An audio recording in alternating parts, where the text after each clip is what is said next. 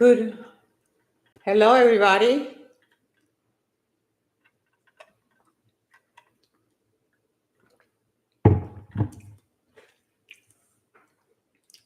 Hello, hello, hello. Remember, estamos en inglés. Today is in English. Today is English. Ahorita es en inglés.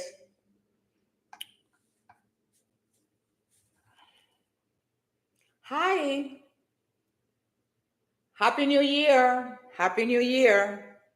Hi, YouTube. Estamos grabando. We are taping in my YouTube channel.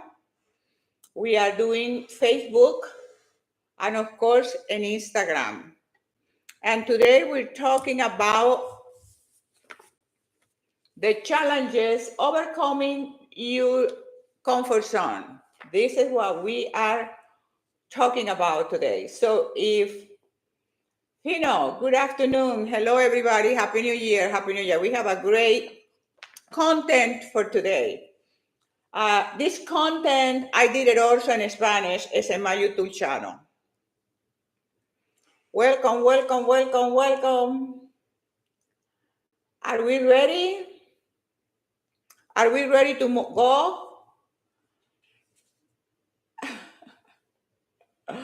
Brilliant, Celia. Okay. So the books that you will need for today are book number 1. Always book number 1 is a must.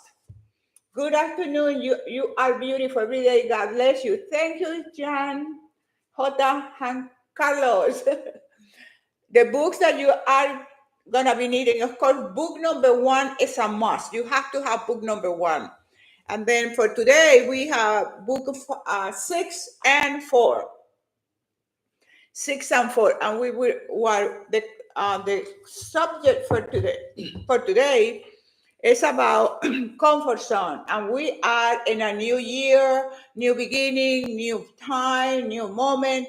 So a lot of people feel that sense of fear to jump, to blast off into the new thing. Hi, Denise, my love. Hello there, my love. Hi, Denise. How is everything? Everything looks great. You are my virtual assistant, Denise. So, Denise, today we are talking about stepping out of your comfort zone. And a lot of, like what I was saying, is a lot of time we have some sense of fear of jumping and blasting off because we are concerned of the unknown, what is out there. And my experience is every time you take a leap of faith, everything that is out there is fabulous, it's amazing, and it gives you this opportunity to transform yourself, to grow, to find a strength and power that you have no clue that you have. So that is what's so empowering, to take that leap of faith and to jump into the thing that in your heart you feel that is the right thing for you. Because this is another thing that you will find a sense of comfort. How do you know this is the right thing for me to do? Number 1, because you find a calling. It's a force. It's an energy. It's a power. It becomes like an obsession, like in my case. It becomes obsessive. And I keep listening or hearing this prompting in my head that I have to do it, that I have to go, that I have to move it. That is incredible. So for some people, it's very challenging to break away from their comfort zone. And one of the reasons, and of course, when we talk about comfort zone, there is 2 aspects of it. A comfort zone from the point of view of psychology, the human development, and the point of view of spiritual growth, divinity, to connecting with your divinity. Today, I'm going to be focusing more in part 2, your divinity, than the psychological aspect of comfort zone. Number 1, just to get it out of the way, your comfort zone,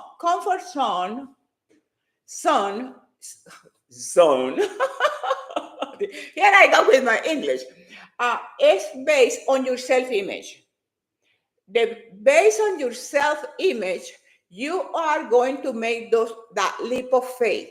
So it depends how you see yourself. If you are the type of person that constantly seeing yourself in a negative way, so you have a negative self-image. And when you have a negative self-image, it's very difficult, very challenging to make that leap of faith. So this is one thing that you need to know, that in order for you to grow, to become, and to change, you need to work on your and your self-image, how you see yourself. And yourself, how you see yourself, obviously, is how you're going to behave.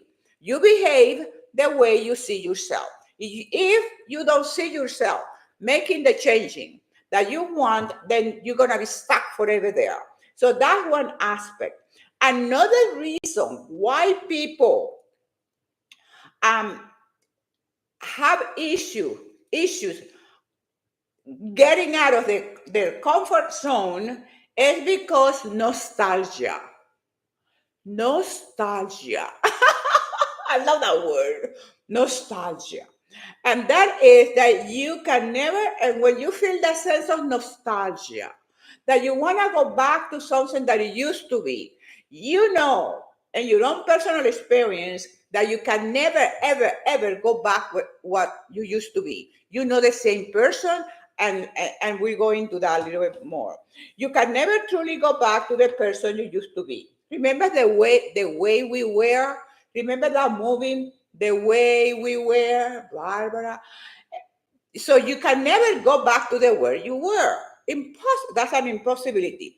Because why? Because that person doesn't exist anymore.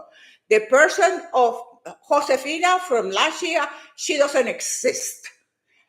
That person, the way you used to be, that person doesn't exist any longer. But you continuously keep holding on to the old you, when the old you is a delusion. The old you doesn't exist. The only reason it's real is because you connect to it. So that person doesn't exist, and you try to, and a lot of people try to keep squeezing your evolved self into the old self, because you have to recognize this. Every single day you are different. You are a different creature in God. Number one, that's what God says, not me.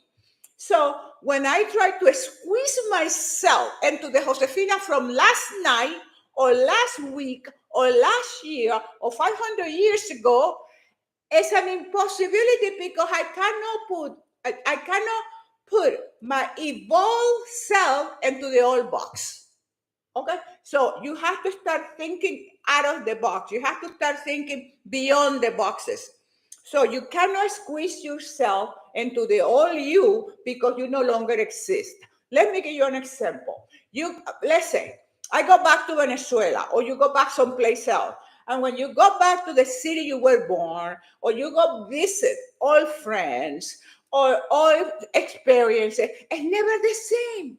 The city looks small.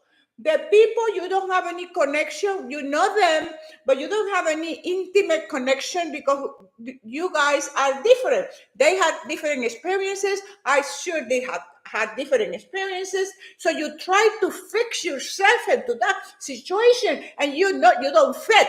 And you don't fit because you are the same self. You are not the same person. And the same thing happened, like if you try to go back to an old job. I did it. I told you this story.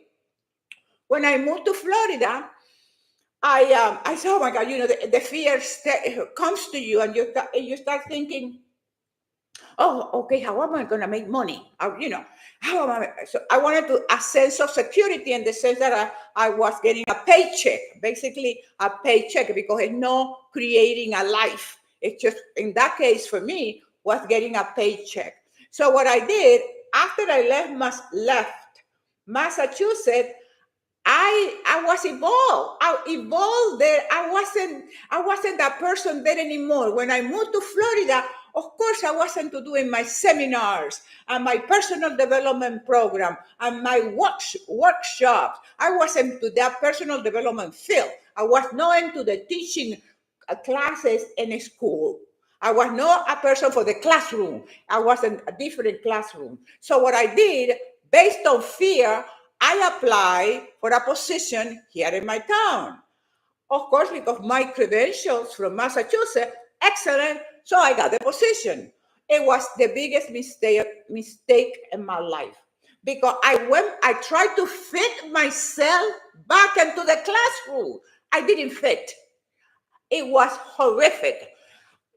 Every single day, it was a nightmare to go to work. And then what I used to do was, because the principal of the school was an amazing human being. This guy will everything that I needed, I will get it. They treated me like a queen in that school. So I didn't have the courage to tell him, I'm so sorry, but I cannot teach anymore. I'm going to leave the classroom and I'm going to leave you, find somebody else. I didn't have the courage to do that because the people are so kind to you. I can't do it, when people treat you with love and kindness. I have to be a sickle to tell him, okay, I don't like the blah, blah, blah, blah. No, but the way I dealt with that situation was every time that the bell rang and it was a change of classes, I will go in the bathroom and pray the Lord to give me the power and the strength to finish the school year. But why did that happen to me? Because I went back to the old me. I went back because of what? Because of fear. Because of the fear. So that is a lot of us do that. We try to go back to an old relationship. We try to go back to a job that we don't fit there anymore. We try to go back to relatives or family, whatever you see, but you can never go back to those people, places, and things because you're not the same creature, and you are not the same human being. So don't try to squish yourself in a box that you grow. How do you say it? Overgrow. You are too big for that box. You are much better than that now. You are an evolved person. Okay. Yeah, okay, I mentioned that for relationship, places, and what happened is we feel when we try to go back to the old ways, we feel like it's a sense of a warm blanket, familiarity. It's familiar to us, and this is sometimes what they call when you go to another country, homesick, or you're visiting some place and you feel homesick, or you need whole food, homemade food. You know what I mean? You feel that sense of you need a sense of comfort, that warmth. But as is, and that's okay to a certain level, but then we have to keep on growing, okay? Because that's the whole journey of life is the adventure on constantly growing, becoming, and changing. That's why life becomes such an amazing adventure. And that's what I used to call my workshops and my seminars.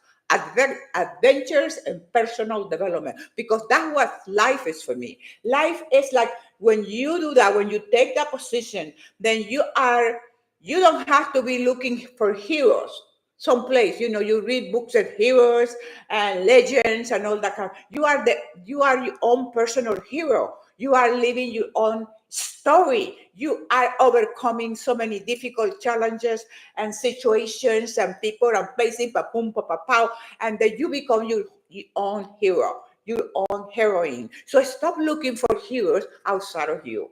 You are your own hero. You have your own narrative. You have your own story. You have overcome many, many, many challenges. You have come so far. And yes, sometimes it's nice, like we try to go back, but I have learned going back is not an option. You can never swim in the same river twice. You can never swim in the same river twice. Got it? Got it. Okay, so can we really go back can we really go back, turn the clock back? Absolutely no. We cannot turn the clock back, and this is why this is um, this is why you have to live in every minute, like the Bible said. The Bible said, "Don't waste the opportunity. Take every moment. Live life with a sense of urgency."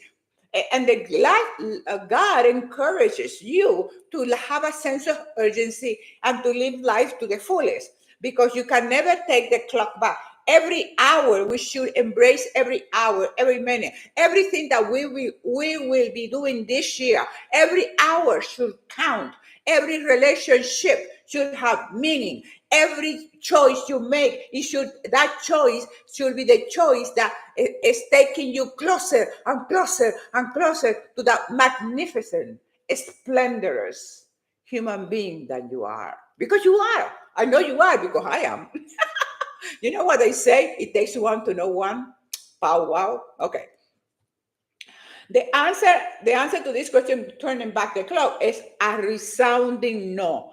As much as we wanted to turn the clock back, to go back to the old relationship, to go back to the old job, go back to the old way I used to be with my friend. You probably have some friends that you try to go up, but it's not the same. Why? Because and the reason why it doesn't seem that way, and it doesn't work, and it doesn't feel right, is because you have had different experiences. You have shaped yourself into what you have as a new version of yourself. Wait, because you have lived so many experiences and challenges, and you have grown. Then what happened, you have a new version of yourself, and sometimes the other people don't understand that you are a different person. And this is a mistake. All of us, we all make the mistake to think that the Denise Pagan that I saw last year in my competition is not the same Denise Pagan that I will see here the next time, because she has different, in 1 year she has gone through so many experiences, so many challenges, so many situations of growth, that I cannot expect that she's going to be the same human being, especially people who are in that consciousness of growth, people who believe that I'm here to grow. I'm here to be the best person that I can be. I'm not here to be a snowflake. The wind blows to the north, I go to the north. If the wind blows to the south, I go to the south. That is not what we are here. You are a new version of yourself, and most people don't get it. Like, have you ever had the experience that you didn't like, let's say you didn't like bananas, okay? But I run into you again another time, years later, months later, sometime later, uh, and then I say, "Oh, Denise, I'm not gonna. Oh, I know you don't like bananas." And Denise can say to me, "No, Josefina, I like bananas now." Because that happens to me. For some time I didn't used to like something, and then I changed my taste, and now I like it. And so don't assume that you know people, okay? Never assume that you know anybody. Because if you are constantly growing, becoming, and changing, the only thing you can assume is that the other people are also growing, becoming, and changing. So offer the banana. Don't think, she doesn't like banana. No, I would say, hey, Denise, do you want a banana? I love bananas. Bananas is my best friend in the gym. Okay. Okay, so a new version of yourself. You are a new version, and the Lord says you are a new creature in God. Every single day, God says you are a new creature in God. Denise, how is the lighting? It looks dark to me. You celebrate. Okay. So think about every challenge that you have overcome, every success that you celebrated, every lesson that you have learned. And all those experiences have left a mark on you. So you cannot be the same person. You cannot be the same person. Your value has changed. Is that what I'm talking about? In the sense of the food, the banana. You didn't like it, but now you like it. Oh, I didn't used to like do, and okay, I think you got the point. Let me calm down, please, Lord. Holy Spirit, help me. No.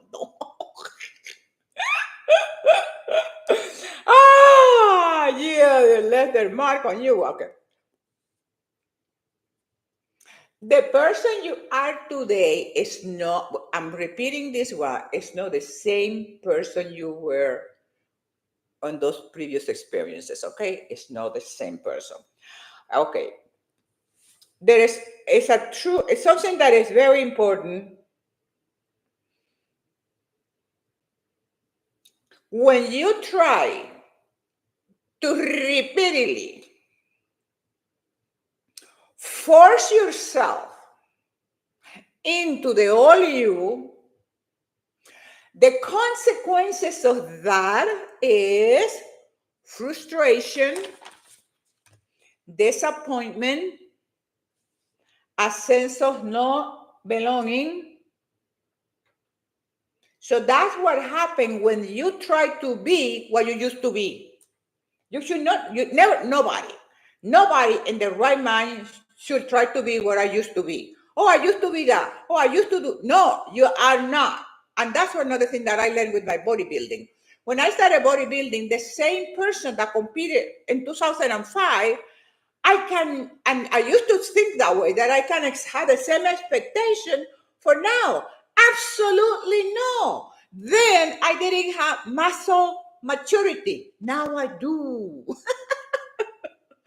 And it's just like now, then I used to compete in 108 pounds, 108, 110 pounds. Okay. My weight in competition then. Now I compete in 118, 118, 120, 119. That's the lowest. Because, and I tried, trust me, I tried to get myself to compete 108 pounds, and I cannot do it. I cannot do it because my body doesn't respond to that, because it's a change that I'm a different creature. I'm a different version. I have more muscle. And it took me some time to understand that you know the information. And this is what I said to you, that you have to study, because I know for me. And like you know the information. You have the information. You have the knowledge. But to understanding the knowledge and to apply the knowledge, it's a different ballgame. And it took me years to understand I cannot compete in 108 pounds when I have increased my muscle mass. Okay. Another thing that it took me 5 years to understand, because I'm a slow learner. Okay, I'm a slow learner, so it took me 5 years to understand that if I wanted to grow my muscle mass, I have to stop running. I used to be a runner, 10 miles, boom, every single day, 10 miles. Finally, after 5 years, it dawned on me. I understood. The Lord have mercy on me. Maybe because every morning when I'm walking, doing my walking meditation, I look at the sky and say, Lord, please have mercy on me. Jesus, son of David, have mercy on me. And finally, God had mercy on me. I understood that I could not run if I wanted to have muscle. Where's my muscle thing? Where's my? I just did my in body, and my muscle mass is up. My muscle mass went up yesterday. I did it yesterday. Where's my muscle? Let me see if I can very quickly. Where's my in body? I don't know. It's someplace in here. But anyway, let's continue. Let's keep going here. You know that I did my in body yesterday. I posted the video. Okay. So slow learning. Okay. So let me keep on going. Okay. Oh, now, here is the exciting part of it. The exciting part of this is that all the frustration is a sign of your growth. It's a testament of how far you have come. And this is what I understand. I cannot keep doing, I cannot do that way because I have grown, I have come so far in the last 10, 15, 19 years that I've been competing. Instead of looking back, you can use, instead of looking back, you can use all this as motivation to keep you moving forward.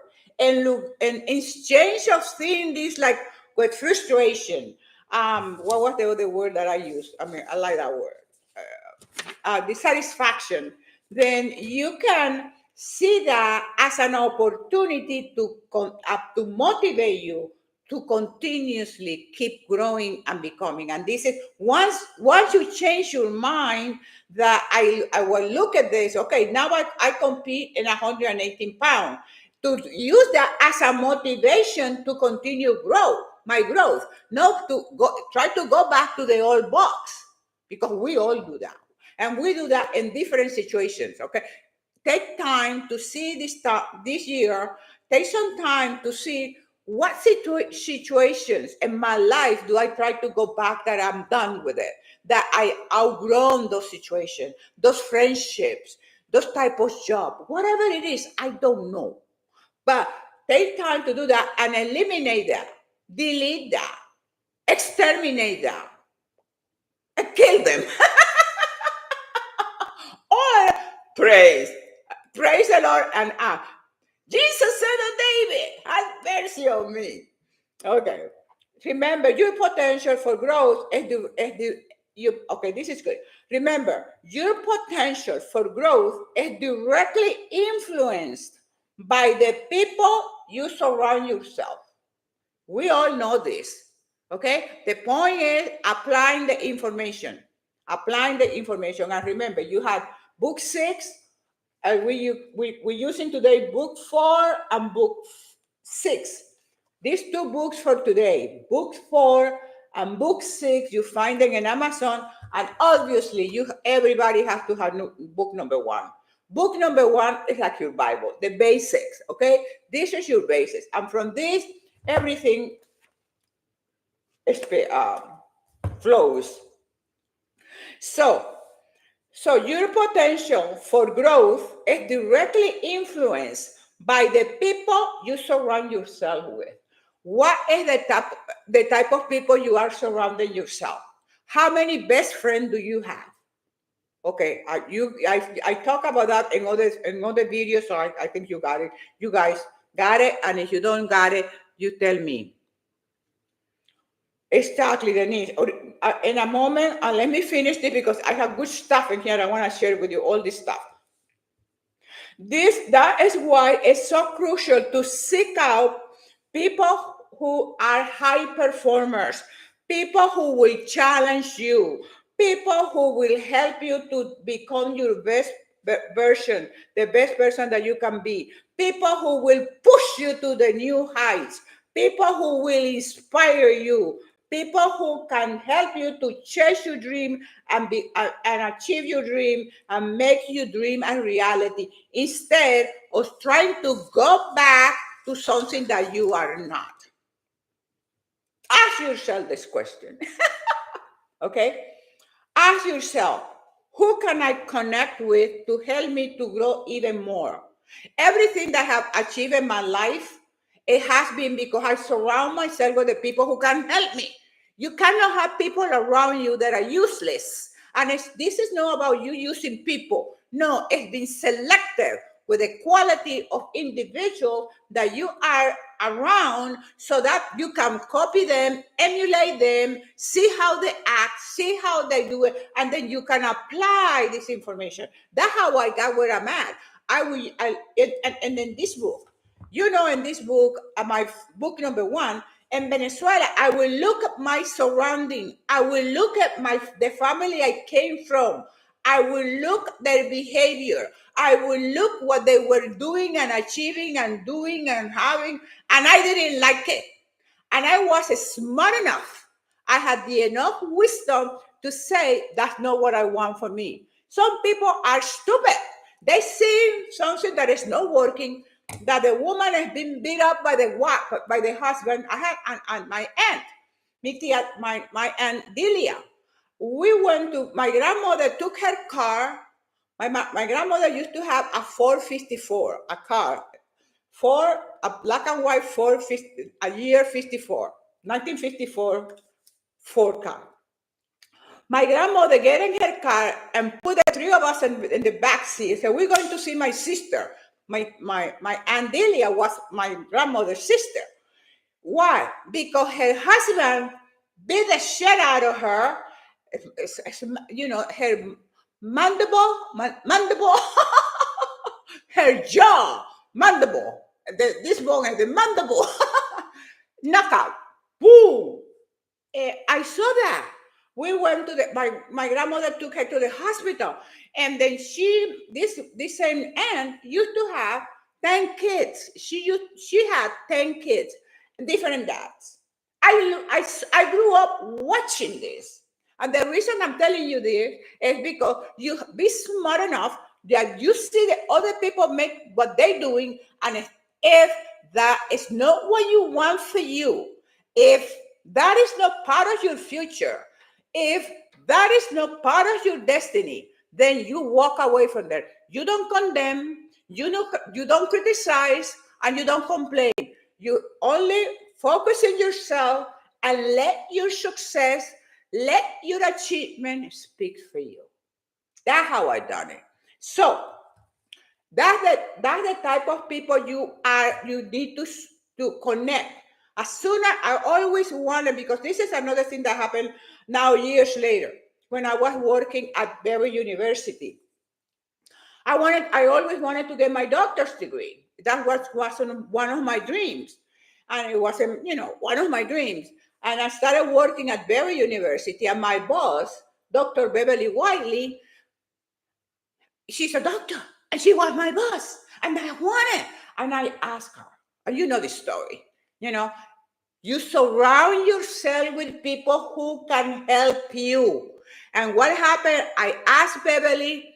Beverly became my mentor because I told her, you level with the person. I told her that was my dream to get my doctor's degree, blah, blah, blah, blah. And when you have passion and enthusiasm, you share it. Let me tell you this. If you have enthusiasm, which means the word enthusiasm means God within. If you break it down, the root of the word enthusiasm means God within. If you have that and you communicate your dreams and your goals with somebody who can help you, remember, only with people who can help you.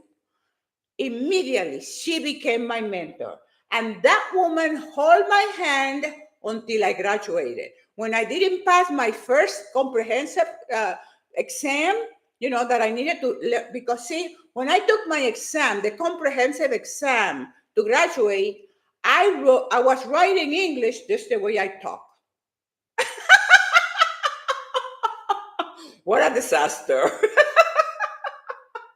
course, I took my comprehensive exam and I was very happy. Pow, pow, pow, pow, pow, pow, pow, pow. Wow. When they send the results, flunk. You didn't pass. Why? Because my English, my written English wasn't good enough. It has to be at the APA level, academic level, and a doctor's degree level. And you know what I did? What did I do? You know this. I sat at my desk for 1 year.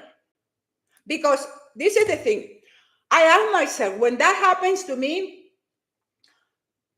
I had two choices. We always had choices. I had two choices. One choice was, well, I don't know how to write English. I'm Latina. I'm a woman. they discriminated against me. I didn't pass myself because I have an accent.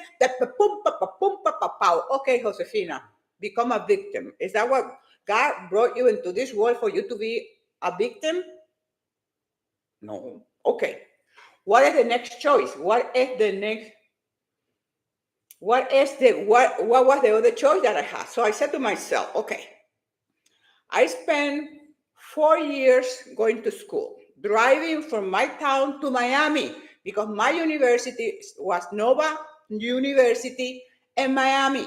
So I had to go to Miami, drive to Miami, the expense of driving to Miami, then the tuition, very expensive, then the food, then the energy, then the books, then the extra stuff. Okay, Josefina, what are you going to do? Are you going to waste all that effort, all the money, all the time, all the energy? When I asked myself that question, I said, no, I'm gonna study. I'm gonna prepare myself better. How hard can that be? And that's another thing that I always ask myself. How hard can that be? If you can write English correctly, I can learn. I can learn. It might take me a year, but I can learn. I can learn. And that's what I did. I sat there for 1 year. Boom, boom, every single day, practice English, practice writing, practice until a year later, I had to go take the test. And they only gave you 2 opportunities. It's not like the bar exam. The bar exam, you can take it many times, but this one is just 2 times. I went in and I passed my test. So ask yourself the question, how hard can that be? Okay, and that's what I said to myself. I have come too far to turn back. I have come too far to turn back. The road ahead might be unknown, but it is filled with possibility. Are you ready to embrace them? Are you ready to embrace them? The road ahead is the unknown, but it is filled, and that's the truth. The road, you don't know, but it's filled with possibility. Are you ready to embrace them? And you know that my whole life is based on that. That's what I said to you. Book number 1, you have to know it by heart. Because that's exactly when I got in the plane, let me calm down. Let me have a drink. Okay. Let me give you an example. Oh, yes. Because when I'm talking to you, and when I'm teaching you, or when I am sharing my experience with you, it's my experience. This is not based in a textbook at the university that I learned this, and I'm like a parrot repeating this to you. When I said to you with this passion about the road ahead might be unknown, but it is filled with endless possibilities. Are you ready to embrace them? This is my example of that one. I'm in Venezuela. It took me a year to translate my papers and from Spanish to English. I have my plane ticket. I got everything set except I was flying from Caracas to Washington, D.C. in a weekend. So the university will be open on Monday. I was flying Saturday or Friday. Anyway, it was the weekend. By the time I got to Washington, D.C., the university was closed because it was the weekend. I got in my plane. I didn't know where I was going. The only thing I knew, I knew was that I was going to Washington, D.C. The flight was Caracas, Washington, D.C. Once I got into the airport, Washington, D.C., my mom asked me, where are you going to go? I said, Mom, I don't speak English. Like Celia Cruz said, my English is not very good looking. That's Celia. Celia Cruz used to say that. My English is not very good looking. So, and I said to my mom, Mom, the only thing I know is that in English and in Spanish, hotel spells the same way. The worst case scenario for me is that I get in a taxi and look for a hotel or a hotel close to the airport, whatever. Because this is the thing. What is the worst thing it can happen to me? This is another thing that I learned. That when you say to yourself, or when you ask yourself, what is the worst thing that it can happen to me? The beautiful thing about life is that the worst never happened.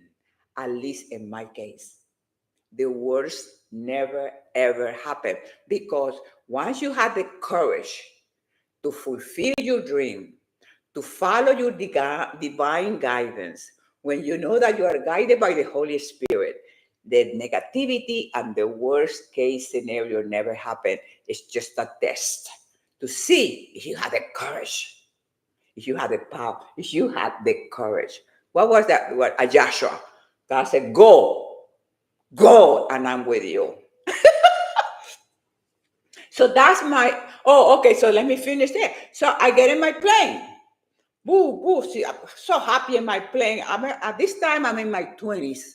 So, and it just happened to sit next to this beautiful young woman, probably in her 30s, early 30s, and I'm sitting next to her with my Latina attitude.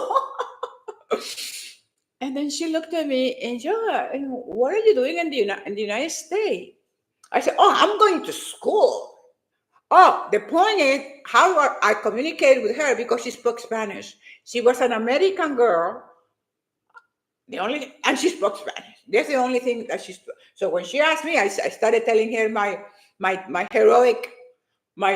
heroine story, that I was coming to the United States and I was going to get my master's degree and I was going to go study in Georgetown University. And then in 6 months, I needed to go into Boston because I was going to Boston University. Boom, boom, boom, boom, boom, boom, boom, boom, boom, boom, boom.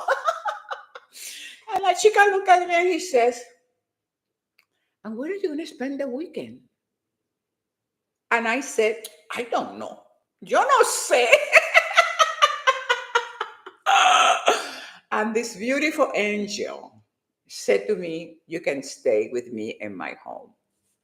Oh, wow. Unknown. The unknown can be scary, but the unknown is filled with endless possibility. That has been my experience all the way. I wish I can tell you best stuff, but I don't. Because it's just like when you have the courage, because you have it and then you practice it, it's just amazing. So embracing the unknown, the road to ahead is unknown, but what's exactly and this is the thing, the greatest opportunity is there. See, if I didn't take if I didn't get in the plane, because I don't know where I'm going, I don't speak English, I don't know anybody, I don't have money. Boom, boom, boom, boom, boom, boom, boom, boom, boom, boom, boom.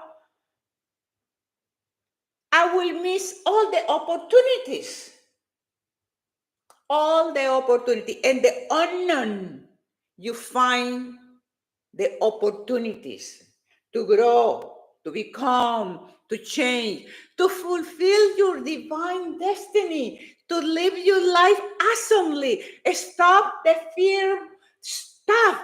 This year, forget about fear. I'm going to talk about the good fear and bad fear. Not all fears are the same. The fear that you feel, the fear, but you do it, that you grow, that's a good fear. But no, I'm not going to go ahead. Okay, major life changes bring fear and uncertainty. Many life changes bring fear and uncertainty. That is natural. You don't have to go against your nature. You have to be honest with yourself. Yes, okay, yeah, okay, I take my plan, but I know something good is gonna happen. I'm gonna study and I know I'm gonna pass my test. I'm gonna start writing and I know I'm gonna publish my books. It's just the action. It's the action. You have to faith without action is good for nothing. Remember that Hebrew? Okay. Okay. So Your brain is okay. This is let me. Okay, so fear, major life changes brings fear and uncertainty. It is natural. Your brain is wired to create safety. That's natural. Safety and routine. That's what the brain wants, to feel safe and to have a routine. But what if that fear is actually pointing you towards growth? A lot of time we don't look at fear like fear is pointing me towards growth. I feel I see fear as paralyzing me. I don't do anything. Paralyzed will. What is the definition of fear? False evidence appearing real. Fear, false evidence appearing real. So, how about that? Seeing that fear as actually pointing you towards growth. What if that's a sign that is the right path for you? Start looking at fear that way. The fear is pointing you toward growth. The fear is pointing you to the right path, that you are in the right path. Now, not all fears are created equal. There is a good fear and a bad fear. The bad fear is a fear that paralyzes you. False evidence appearing real. That's a bad fear, where you don't do anything because I'm afraid. God didn't, and that's another thing, God didn't give you the spirit of fear, but the spirit of love and power and self-control and sound mind. Okay. What if okay, so the good fear, the bad fear paralyzes you, keeps you stuck in a place. The bad fear paralyzes you and keeps you stuck in a place, stuck in the bottom, stuck in the rock. You don't want to be there. It is whispering, and this is another thing that fear does. Remember, the devil is a liar. That's from the spiritual point of view. So the fear is whispering in your ears that you are worth nothing, that you don't have the capability, that you don't have the abilities. And this is the beautiful thing, because also in Isaiah says, I think Isaiah was Isaiah, my Bible, I don't have my Bible over there, but okay.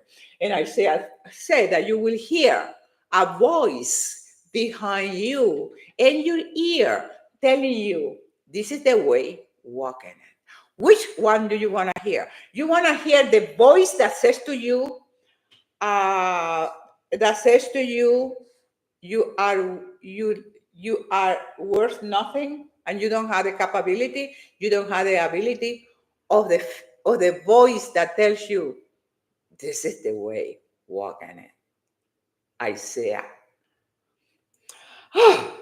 But the good fear is different. It's the type of fear that makes your heart rate. Your heart start pumping. Uh, it's excitement. You feel excitement. You feel and feel possibilities. You feel that it's a push for growth. You feel that it's pushing you beyond your ability. It's stretching you. That's the good fear. So you have both. You choose which one to take. So the good fear, let me repeat, the good fear is different. It is the kind that your heart races. You feel your heart pow, pow, pow, pow, with excitement, but your heart is beating fast with excitement and possibility. You see the difference? Excitement and possibility. It pushes you to grow, to stretch beyond your comfort zone.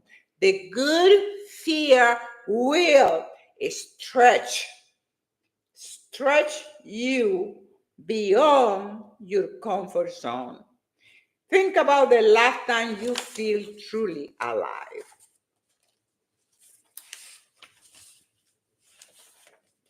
Chances are that you were stepping into the unknown.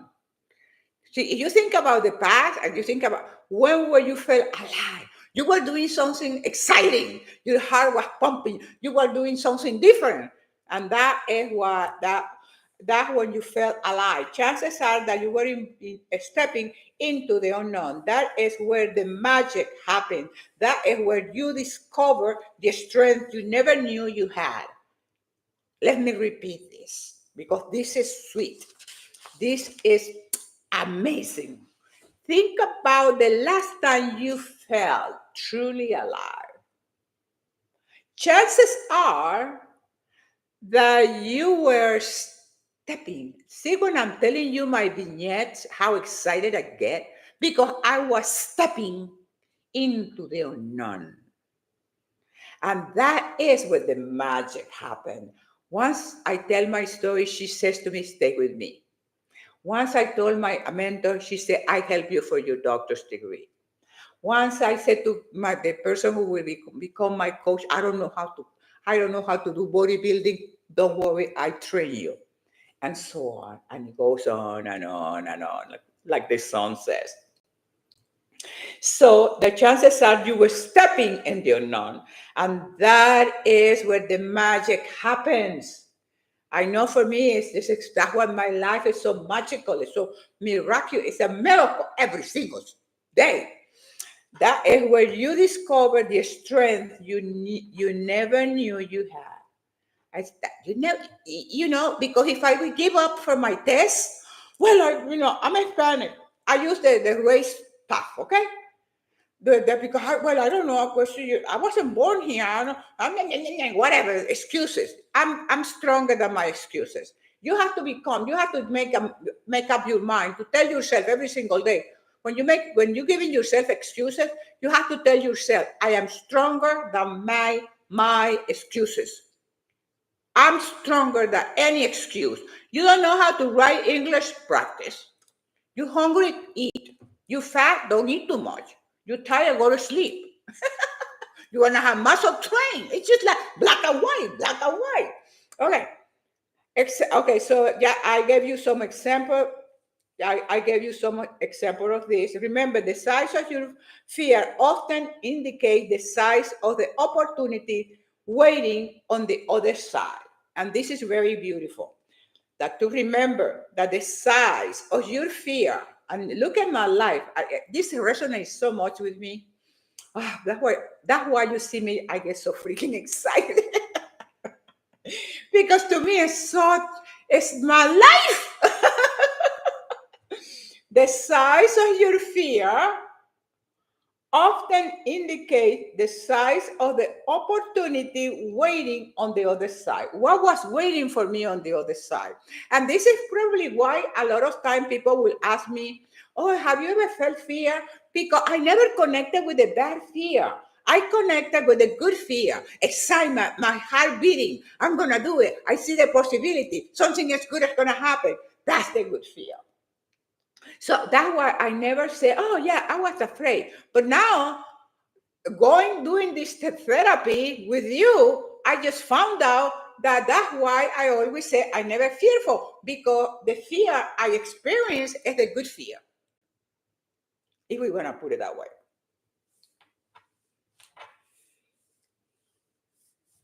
Okay, so what dreams have you pushed aside because they seem too scary?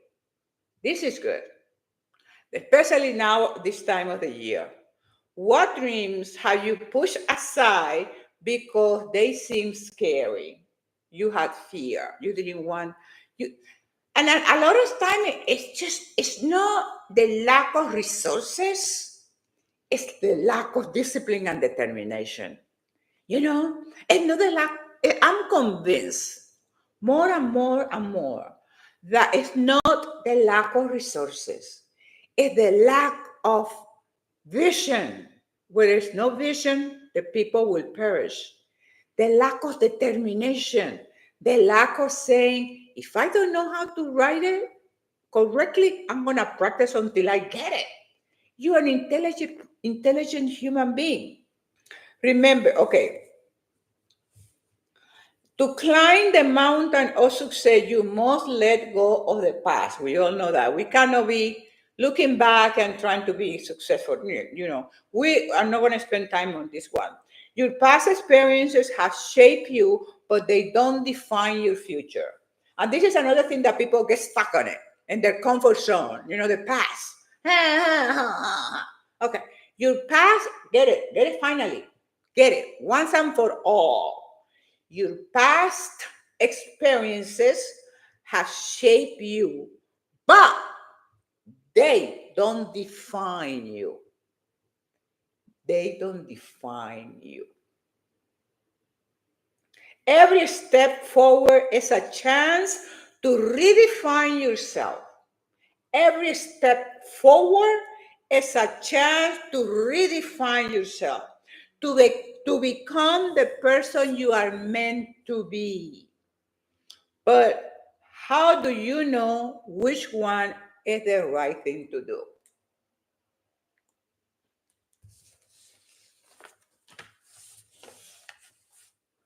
Embracing the unknown is about learning.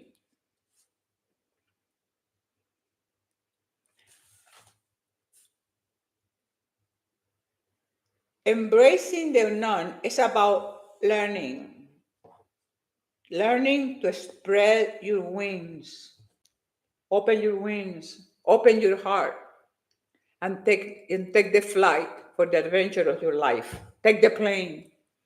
Take the freaking plane. Telling you, take the plane.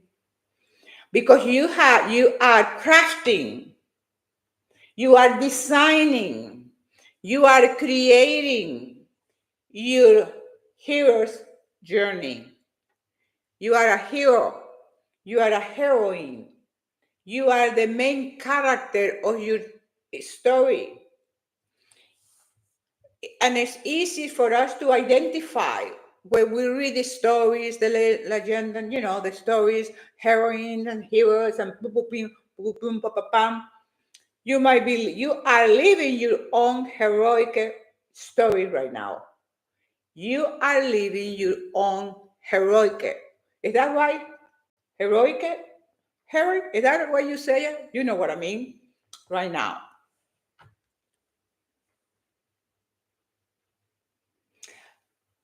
And this is why some people are successful and other people falter. Because you see people who always success, people that are always successful, and people who never achieve anything, always faltering.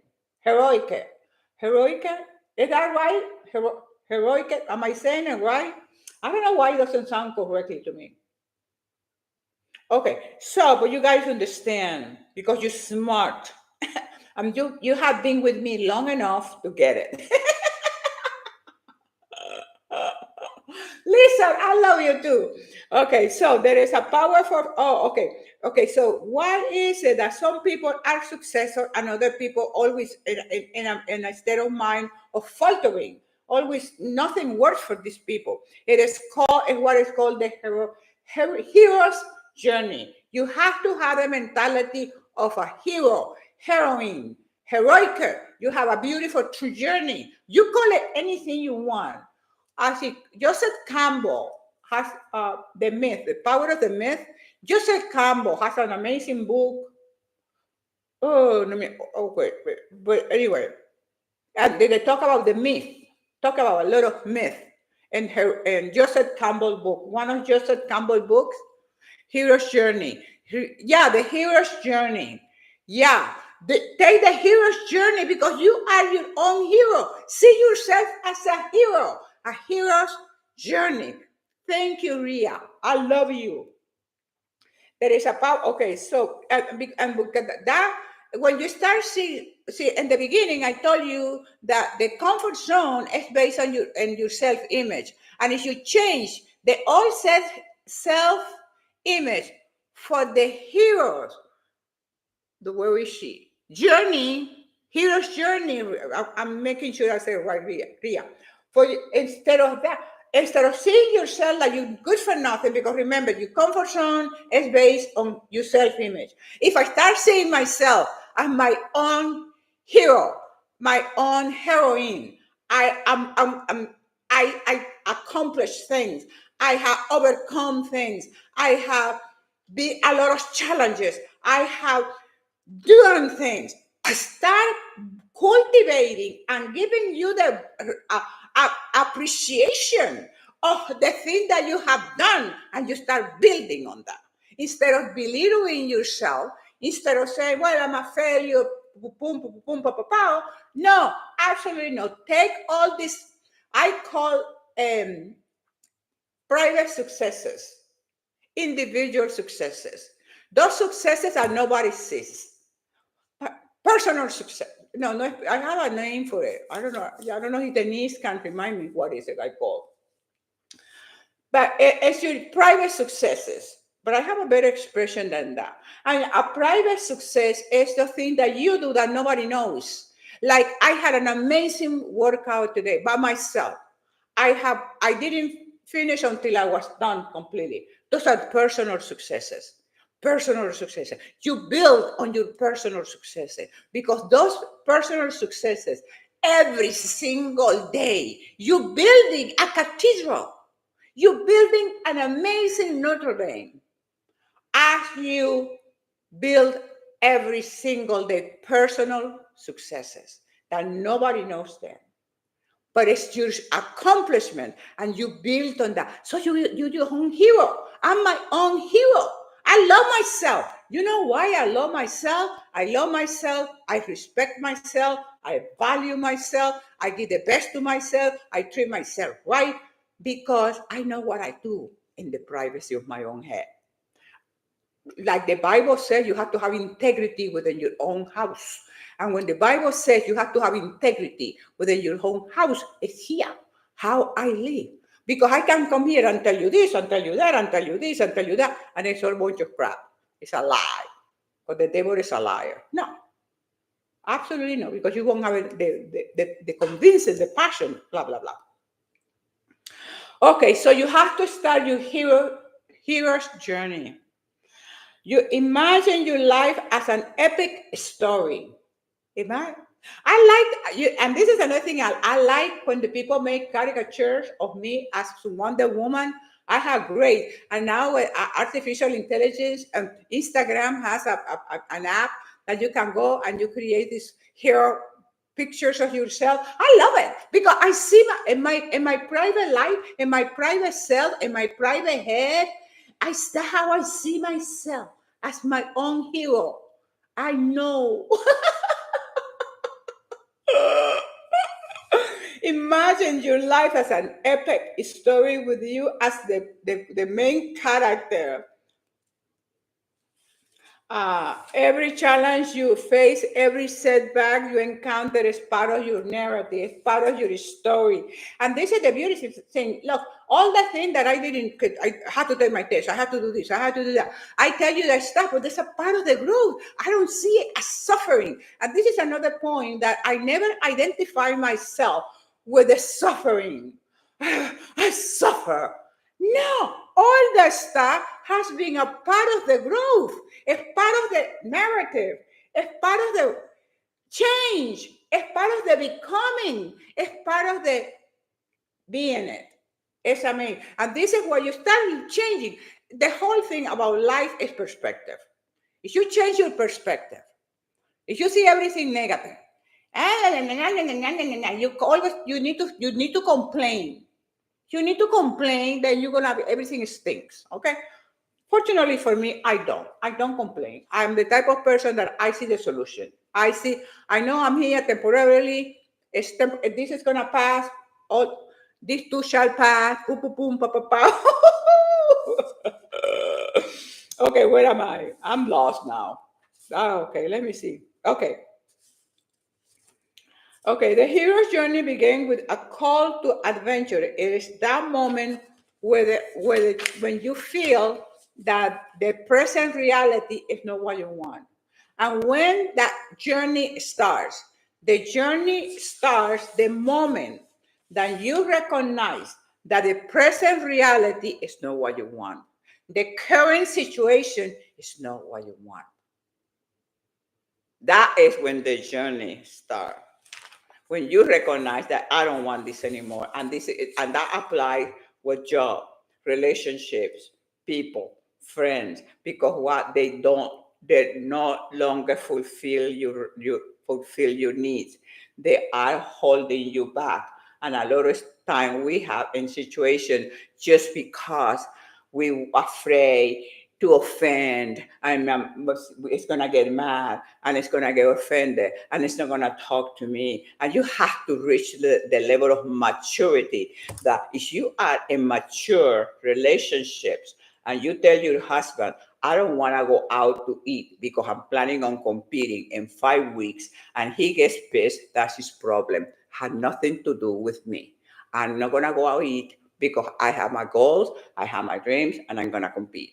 And people in my life they have adapted to my way of life. That I don't eat everything. I have a life like a monk. Why? Because I love competing. And the life of an athlete is totally different for a life of somebody who is out there in the world. And I'm not from this world. And talking about I'm not from this world, there is a beautiful scripture, it's Romans 12, verse 2. Do not be conformed by the world. And when God says do not be conformed by the world, he says don't copy the world. Don't imitate the world. Don't be a copycat from the world. Don't do what the world tells you to do. Well, okay, what do I do? Do what I say. Well, how do I know? Read my word. Everything has a solution. So I'm telling you this because you really to grow, to become, and to change. People around you have to change, have to be tolerate, or have to love you enough to accept you with the changes, to accept you that you don't eat after 4 o'clock. When my daughter comes, I tell them there is no cooking after 4 o'clock. Because I go to sleep at 7. 6 o'clock, I'm in my bed. 5 o'clock, I'm in my bedroom, getting ready for my ritual for my going to sleep and returning my day to the Lord. So if people love you, they have to make the changes. And if they are not willing to make the changes, so sorry, but that's your issue. That is not my problem. You don't want to talk to me? Don't talk to me. You think I'm a bad person? I'm a bad person, but I'm going to honor myself. I'm going to respect and I'm going to honor myself because I am the only thing I got. I'm not going to compromise myself because I am the only thing I got. At the end, if I do things to please you, at the end, you're still going to do what you want to do. If still something happened to me, you're going to do what you want to do. And I'm going to be there in the corner. It's not going to happen. So, and I'm telling you this because this is very challenging because you have to have fortitude of the spirit. You have to have a spiritual strength to be willing to be criticized by the people that's supposed to love you the most. That is heartbreaking, but not for me because that's not my problem. That's your issue. And I'm very clear with that. And when you do your spiritual work, you become very clear, very clear. You have clarity, you have certainty, you have sense of comfort and security in what you are doing because you are called for a bigger purpose than be a people pleaser. I am called for a different purpose, divine guidance, to be a people pleaser. So it's up to you. You have to stand your ground. You have to honor yourself. I tell you, I have paid a big price, but I'm willing to pay the price. I'm willing to pay the price. You know why? Because if you don't pay the price for success, you pay the price for failure. I pay the price to leave my family, my country, my culture, my food, my dance, my music, boom, boom, boom, boom, boom, boom, boom, boom, pa, pa, pa, to change, to do in the pursuit of my goal and my dream. I had to change my social life when I became a bodybuilder because a bodybuilder cannot be going out to eat every day. A bodybuilding cannot be drinking every weekend. A bodybuilding cannot be going to sleep at 3 o'clock in the morning. Para pum, pum, pum, pum, pum, pum. It's a different way of life. Am I willing to pay the price? Absolutely. Why? Because my price, my reward, my gift comes when I'm on stage and I have accomplished what I decided to do. When I'm on stage, whether I take first, second, third, or whatever, I'm so freaking happy because that's exactly what I wanted to do. And when you have that determination, when you embrace the possibility, and when you are willing to walk away, to leave that comfort zone, the familiarity, to embrace the unknown, because you know that in the unknown is that where you find your strength, your power, and that ocean of endless possibility. So stop it. Pay the price for success. Pay the price for success. It's in the beginning, it's challenging, but you have to dress like what the Bible said, with the armor of God, to say no. And you're gonna see the faces of the people twisted, the the rejection, because people feel that you're rejecting them. No, I'm not rejecting you. If Denise invite me, Denise comes to see me in pre-judging. After pre-judging, Denise, oh, Josefina, let's go get something to eat. I have to say no, Denise, because a nice show is when they take the pictures, and I don't want to have a big belly because I ate for lunch. You know what I mean? You eat what you're supposed to eat when you're competing. Now, Denise gets offended. No, she won't, because she understands this is a part of the process. But in the beginning, for a lot of people, it's difficult to say no. And then you go and you do it. And then you find yourself doing things that you don't want to do. And I did a show about that. We did a video about that. Finding yourself doing the thing that you don't want to do because you are a people pleaser, because you're afraid to say no, because you're afraid to put the boundaries, because you're afraid to honor yourself. Wow. Okay. I'm going to stop.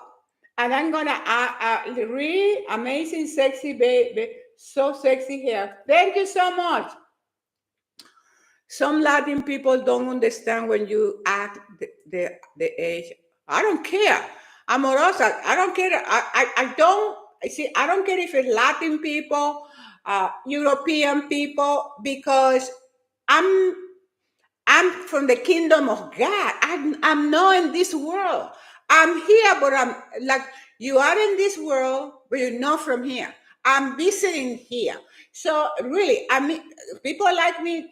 Let me give you this example. When I started competing in bodybuilding in 2005, I'm Latina. So my music is salsa, merengue, pow, wow.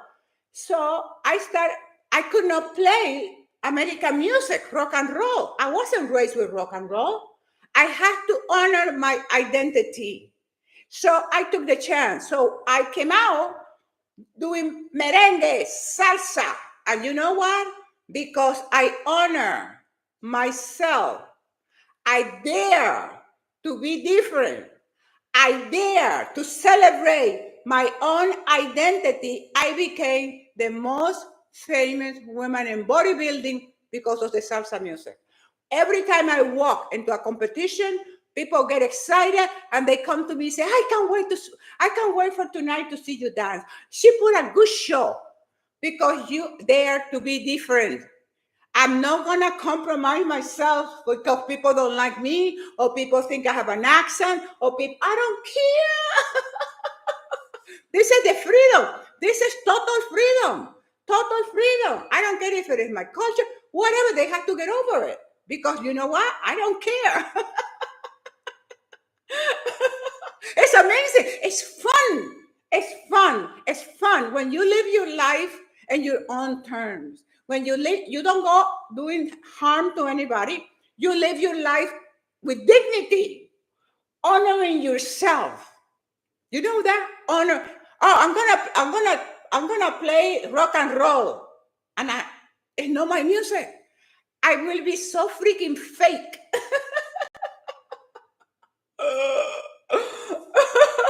I will be so fake. It won't be funny. It won't be funny. I just tune out the negativity. Amorosa. Yeah, I don't know. It doesn't get how to deal with close family members who don't understand this way of living life. How it depends who the person is. It depends. It depends. It's okay. Your husband, your wife, who, who? Give me an example. Because if it is your husband, he's gonna have to make some changes. Because I don't understand. If you love me and I'm doing something to benefit my health, I have a friend, somebody, an acquaintance, and the wife doesn't let the guy play tennis more than once a week. And I said to him, why? Your wife is not letting you play tennis as often as you want when you are doing an activity that is beneficial for your health. That woman doesn't love you. She wants you to drop dead. So my question to you is, who? Is your mom? Is your mom live in the same house? Who? I mean, I had these people in my life. And I limit my contact with my family who are in a negative wavelength. I limit the time. And that includes my mom when she used to be alive. I can only be in the presence of my mom after years, because my mom became very negative. Years, I don't know, maybe it's her last 10, 15 years, something like that. She became very negative, very negative. And then I could not tolerate her. And I will be in her presence will be 40 minutes, 45 minutes, most. Then she goes. And every time they will come to visit, they will stay in my other house. Please, baby, what are you talking about? Ferru, ¿qué te pasa, vale? What are you thinking? Parents, as parents, well, you parent, are you? This is so easy. Siblings, your sister envies of you. You don't care. Let me tell you this. Everything in life, it has the power that you give in the meaning you give to it. Everything in life has power based on the meaning that you give to it. Your sibling is jealous. That's a problem. She has issues. It's not your job to change people. Just stay away. Don't interfere with God's will. See, people are jealous, envy, negative. That's not your problem. It's not your issue. You don't have to fix her. You don't have to convert her. Get out of the way. Get out of God's way. Because your sister is an envious person, jealous person. God is working on her. Stay away from God's way. Get away.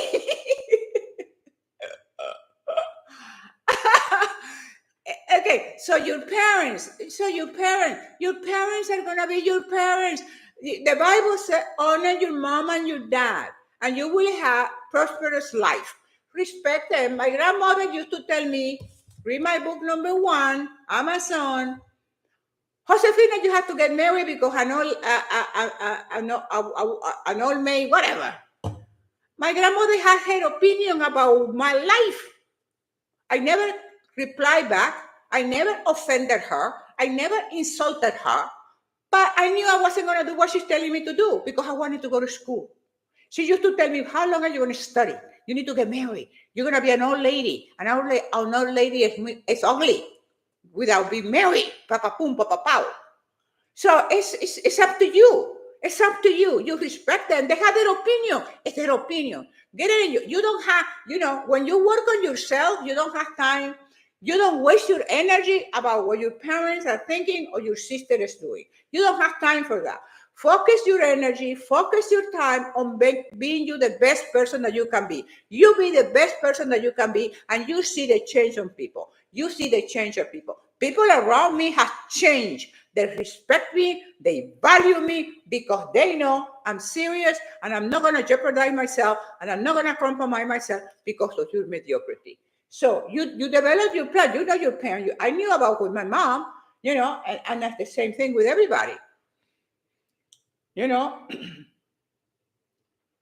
my husband got used to me saying, no, I'm not going to go out to eat because I don't go out to eat because I will be like a balloon. I will be like uh, what is that animal in the ocean? Ballena. How do you say ballena in English?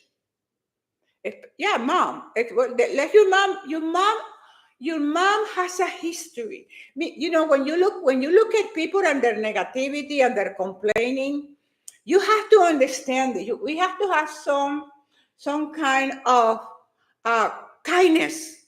Your mom has a history. I understood my mom, her misery, her negativity. I understood a miserable life from the beginning. She had me when she was 14, and her history. So as they get older, then they come this bitterness. And if you look at your mom and her history, and you have compassion and kindness toward her, let her do and say. You listen, but the Bible has something that says hearing, receiving, loving, and obeying. Hearing, receiving, loving, and obeying. This type of talk, you don't do that. You turn off and you go.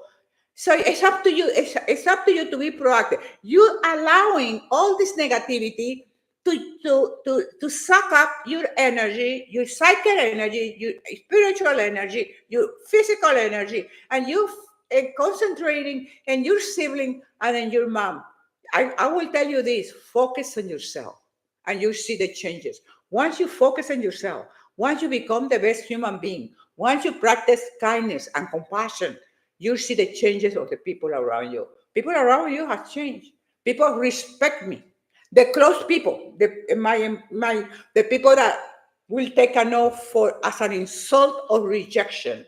But I'm not rejecting you. I'm saying no to you because I'm saying yes to me. Every time I tell you no, it's because I'm saying yes to me.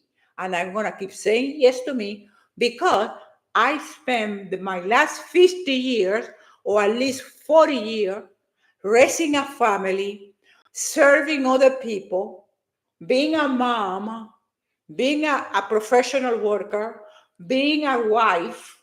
Now is my time. And if you don't like it after I given you 50 to 40 years, it's your freaking problem. I don't care.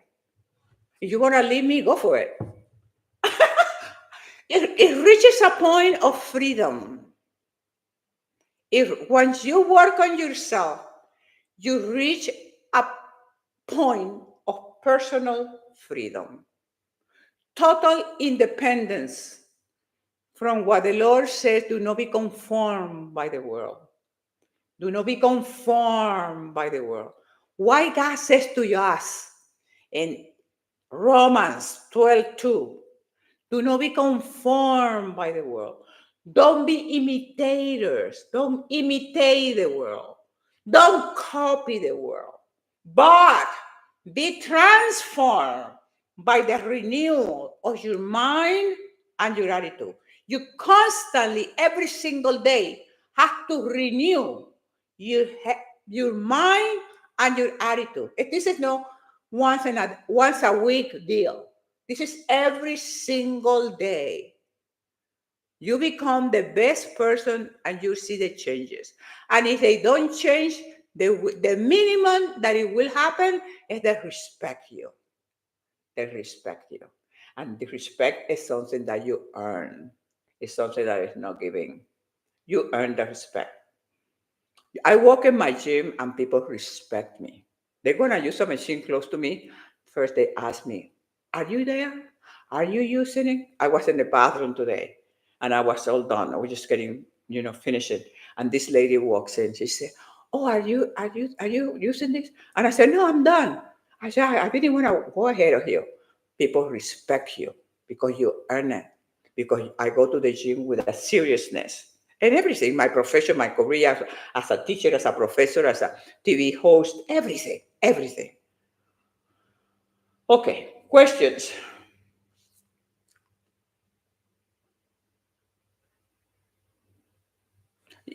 Yeah, exactly, Ria. You really, yeah. And then once people see, you have to deal with people from strength, not from weaknesses. If you start crying, "Oh, don't leave me," if you leave me, I'm gonna die. No, if you leave me, I'll be happier because you don't have restrictions. When you don't have people around you, this is another thing I love. When you don't have people around you, you don't have any limitation. You don't have restriction. Oh, what are you gonna eat? I don't know. What you gonna eat? Oh, where you wanna go? I don't know. Where you wanna go? When you go. That's why I love traveling by myself. I don't like going and trip with people unless it's a nice, fun friend, like a woman. Somebody like adventurous, like do things spontaneously. C.S. Lewis wrote in one of his books, C.S. Lewis said, the joy of life is about being spontaneous. And it's true. When you have to be,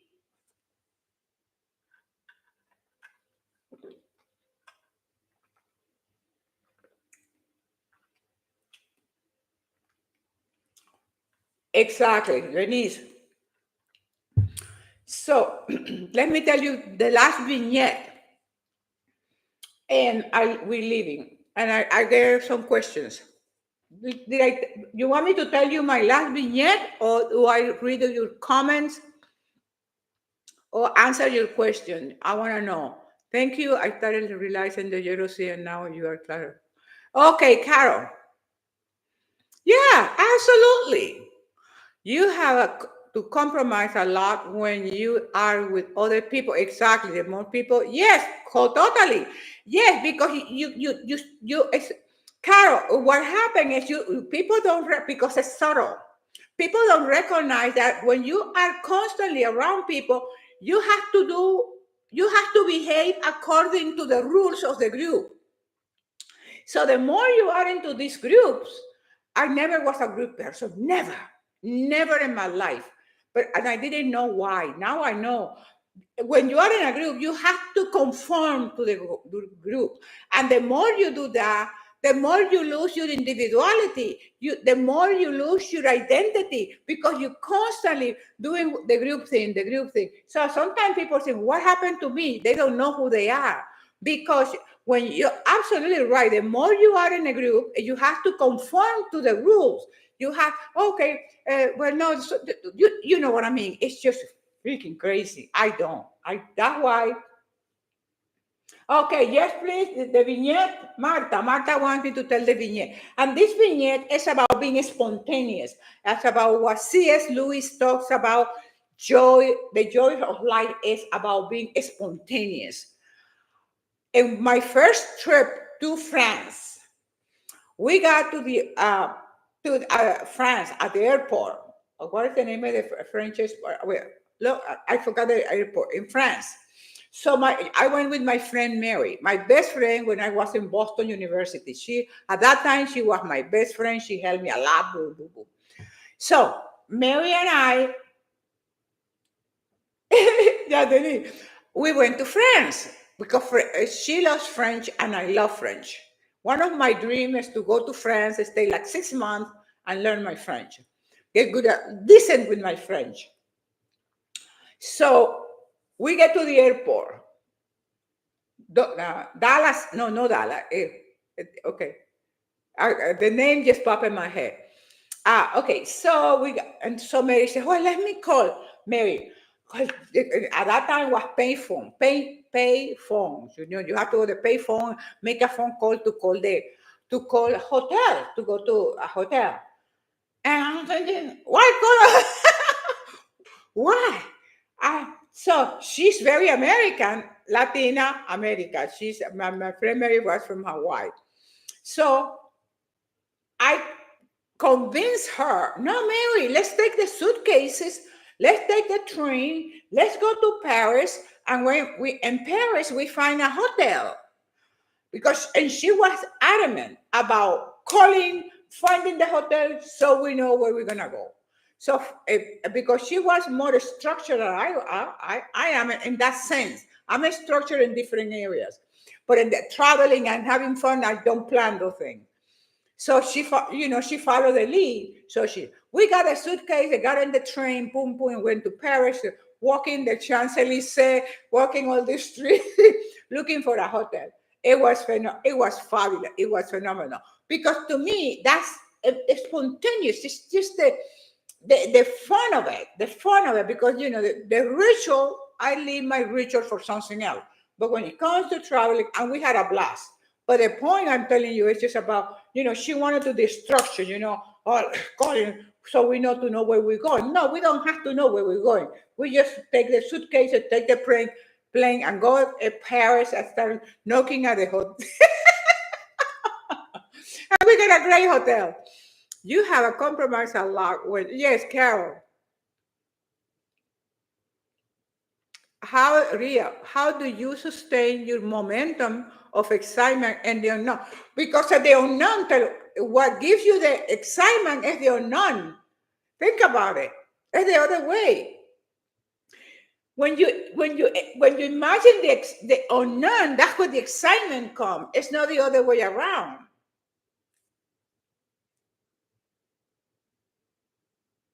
Hi, can you see me remark? Yeah, Michelle. Yes, Michelle. Michelle. Thank you, Michelle. Happy New Year, Corazoncito, Carmen, Claudia. Hola, Claudia. Ken, Jennifer. Oh, okay. Dorothy. Oh, my God. Facebook. Okay, good. Yes, Michelle. Okay, and then any other question? Instagram. Let me see. We have questions on Instagram. I don't see any. Okay, question in. Happy New Year, Lily. Any questions before we go? And it's 4:00. Oh my God, we've been talking for an hour and 31 minutes, but I think it has been a very fruitful talk. I think it has been very fruitful, and I didn't finish. I still have way to go. Oh my God, I still have. When we finish this the next time, so I will go part 2 the next time, okay? Michelle, next time. Yes, exactly, because I don't want the video, so it's 1 hour is long enough. Okay, so are we ready to go? We love her so much. Lily. Thank you, Lily. I love you guys. So let me do aquí my pose for you too. Today I work back and triceps. I had an amazing back workout. We love her so much. Thank you, Lily. Michelle, adore you. Thank you, Michelle. So wonderful that you guys are here. Okay, any questions? Any other thing? Linda, love you, Linda. Let me make sure here on YouTube. Linda, amazing. Happy New Year, Carol. Please like, comment, leave love in your comments. And the that are my last book is book number 6. You find them in Amazon. For today, book 6 and 4. How to get started changing your life. Book number 4. And of course, book number 1 is a must.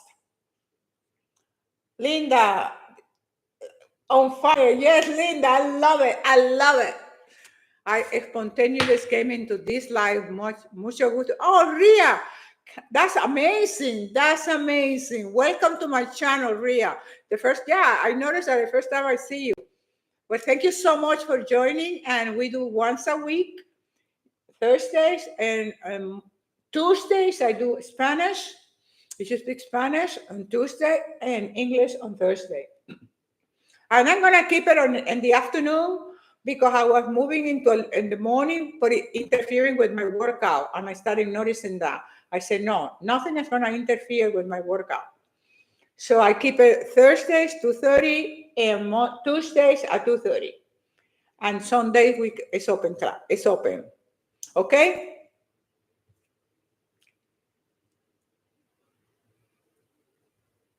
And Caro, I have a video in my YouTube channel here about a video talking about compromising. It's a fantastic video. I don't know the name exactly in my head right now, but if you look in my videos, you'll see it was done in the last 3 months.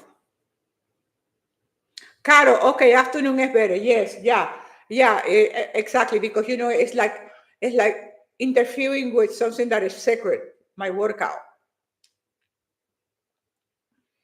Okay, okay. I'm gonna say bye on YouTube. I said pow, you said wow. Remember, the books are in Amazon. See you next Thursday, God willing, and God bless you. Thank you, Carol. Thank you so much. You guys are the best. Pow. Wow. Beautiful.